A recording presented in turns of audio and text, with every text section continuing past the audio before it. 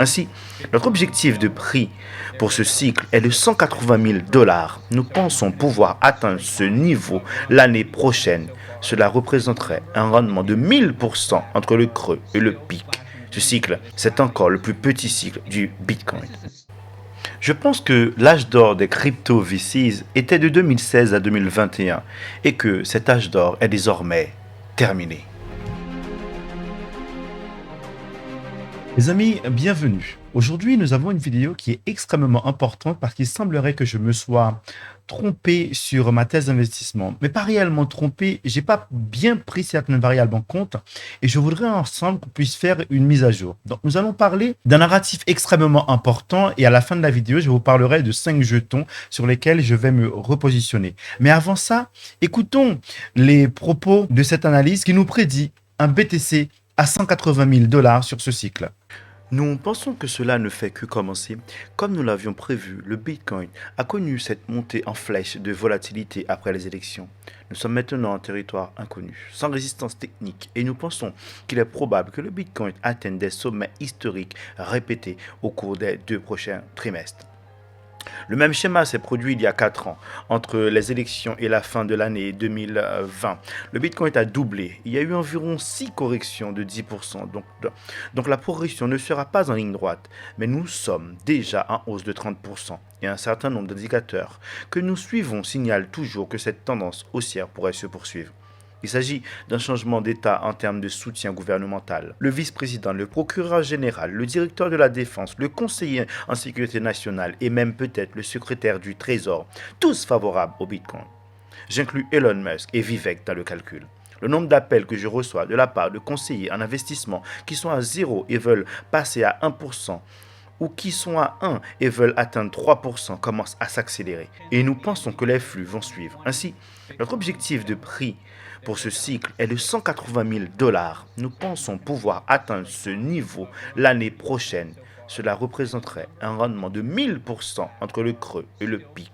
Ce cycle, c'est encore le plus petit cycle du Bitcoin de loin. Comme vous pouvez le voir, cette proposition, cette estimation, cette projection d'un Bitcoin à 180 000 dollars semble être extrêmement bullish. Mais qui aurait pu imaginer qu'aujourd'hui, on serait à 93 000 ATH, petite correction. Là, on doit être à 88, c'est pas grand-chose. Mais on n'aurait pas pu l'estimer. Et ce qu'il faut comprendre, c'est que quasiment toute l'administration de Trump est pro-crypto. Trump veut backer les 35 000 milliards de dettes des États-Unis sur le Bitcoin. Donc, il a le Sénat, il a tout ce qu'il faut pour avoir la force de le faire. Les gros investisseurs, les gros fonds qui vont rentrer, ça va être massif. Imaginez-vous le SP500, les 500 plus grandes entreprises aux États-Unis qui, à eux seuls, sont plus puissants que le PIB mondial, se mettent. Donc, ça va être énorme et ils finiront par le faire parce que souvenez-vous que le BTC va cannibaliser tout ce qui existe.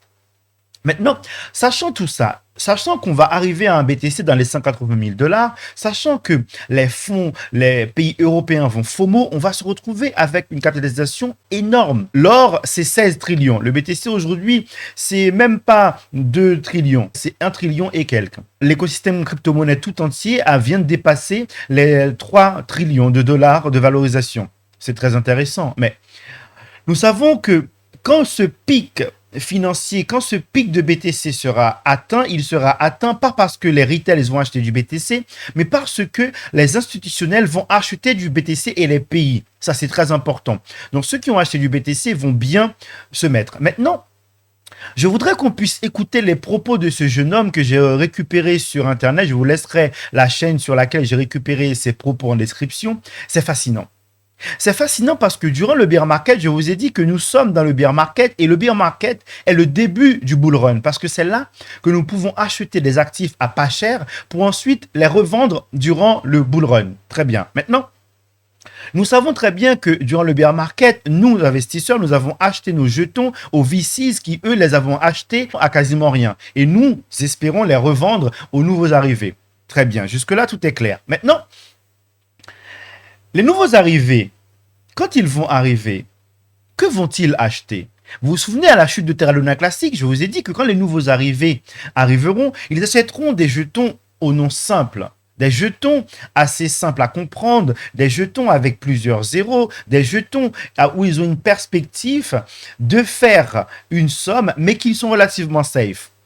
Je n'ai pas extrapolé et poussé cette pensée assez loin. Et c'est pour ça que nous allons écouter les propos de ce jeune homme et suite à ces propos, eh bien, je vous exprimerai mon point de vue. Je vous en prie et vous supplie d'écouter attentivement ces propos parce qu'ils semblent être assez percutants.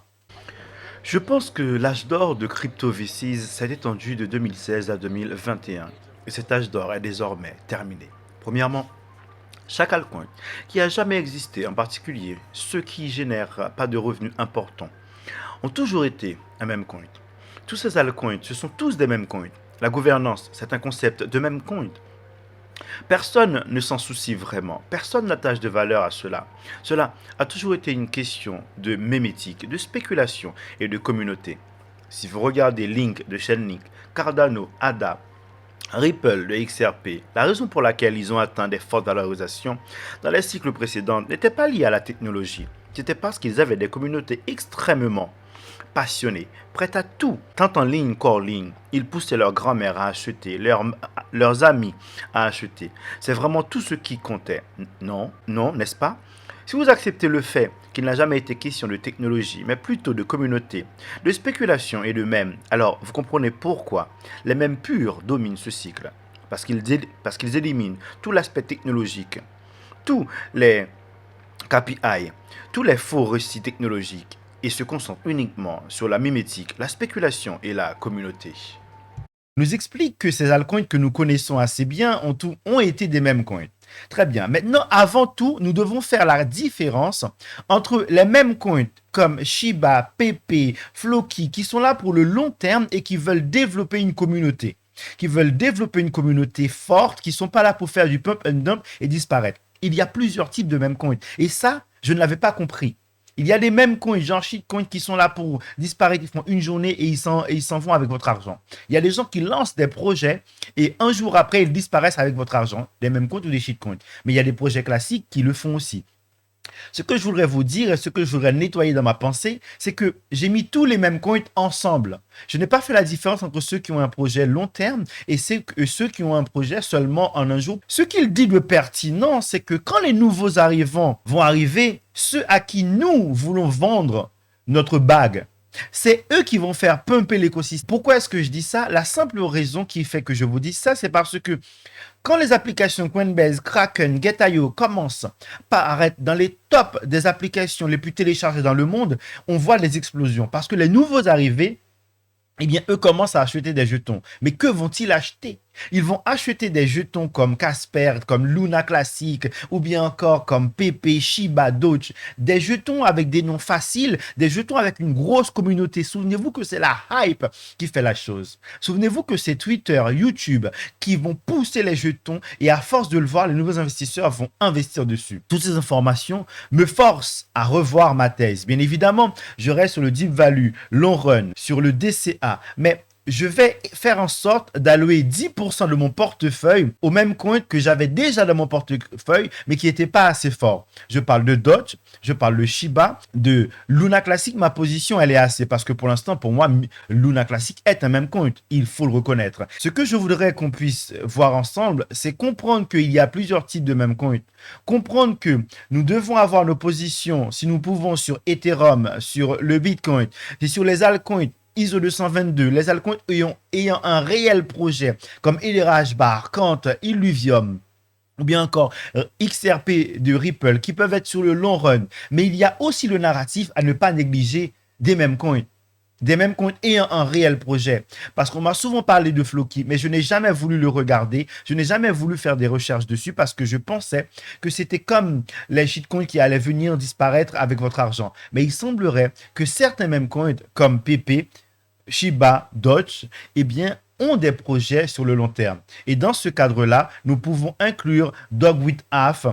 Je voudrais avoir votre avis. Je voudrais savoir ce que vous pensez de cette mise à jour que j'essaie de faire. Souvenez-vous encore une fois que moi, ce que je cherche à faire sur ce cycle, c'est avoir assez d'argent pour me mettre à l'abri. Et pour faire ça, je suis obligé de chercher à remettre en cause mes points de vue pour avancer. Je suis désolé que si certains sur ma chaîne n'aiment pas ces points de vue-là, mais aidez-moi, exprimez-moi vos points de vue. Si je me trompe, il n'y a aucun problème. Mais il me semblerait que je ne me trompe pas. Il semblerait, encore une fois, que ce soit évident que les nouveaux, quand ils vont arriver, ils vont se jeter sur ce genre de projet. En plus d'une certaine catégorie, bien évidemment, qui vont aller sur les projets que nous avons achetés. Mais les projets que nous avons achetés, type XRP, les normes ISO 222 et des HBAR, c'est pour les institutionnels.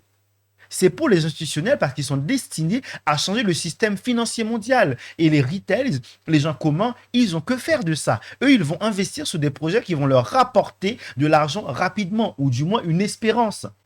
Donc, c'est là le point de vue que je voulais vous exprimer suite à certaines recherches et surtout au fait que j'ai suivi cette vidéo de ce fameux Mourad. Les amis, j'aimerais vraiment avoir vos points de vue. Le cœur de la vidéo, c'est ce monologue-là. Je suis désolé, c'est extrêmement long, mais c'est très important de comprendre parce que je vais essayer de basculer 10% de mon portefeuille sur cette thèse. Donc, j'attends vos retours et je m'exécuterai demain ou après-demain. Merci beaucoup. Continuons.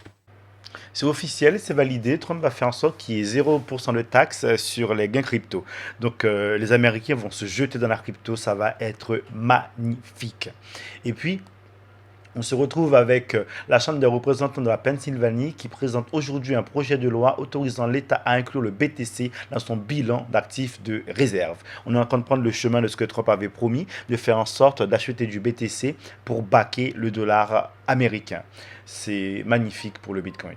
Et puis ici, BlackRock a acheté 3 milliards de dollars de BTC en 5 jours pour les clients de son ETF. On voit que BlackRock continue. On se souvient encore que BlackRock, c'est la puissance.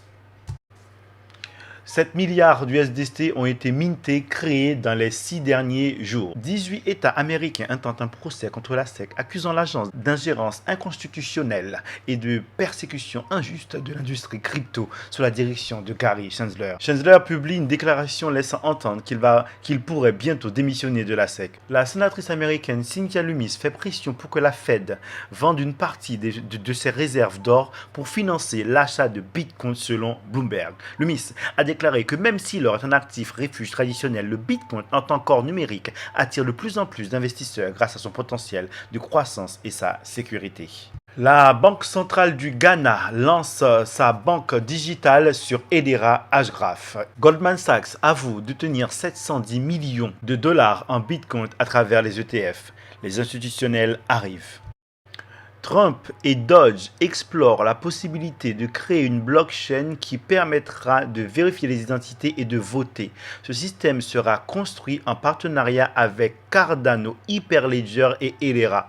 Cardano, Quant et Hedera Hashgraph. Je suis désolé, nous sommes en train d'aller parfaitement dans le chemin que nous avions extrapolé. Tulsi Gabbard sera désormais à la tête de 17 agences de renseignement américaines. En 2017, elle a dénoncé la CIA et Obama pour avoir financé Al-Qaïda. Elle avait également affirmé que des labos travaillaient sur les agents pathogènes type Protein Spike, le tout financé par les USA. Donc voilà, ça sent très bon pour nous tout ça. Nous avons DCA durant tout ce bear market. Nous avons des altcoins forts dans nos wallets. Nous voyons le BTC qui augmente, l'adoption qui sera massive. Donc on va profiter de tout ça, c'est une certitude. Et là, on comprend qu'il faut avoir une position sur les mêmes coins forts. Faites attention à ne pas rentrer sur des télégrammes bizarres. Faites attention à ne pas rentrer sur des projets chelous. J'essaye d'augmenter ma vision pour mieux me donner des chances d'atteindre mes objectifs. Souvenez-vous de ce que nous dit V for Vendetta. Devenir l'objet le plus approprié pour atteindre ses objectifs. Pour s'enrichir financièrement, c'est rechercher les informations, les connecter et motiver des actions. Les amis, je vous remercie pour le temps passé et rapidement je vous retrouve. À très bientôt.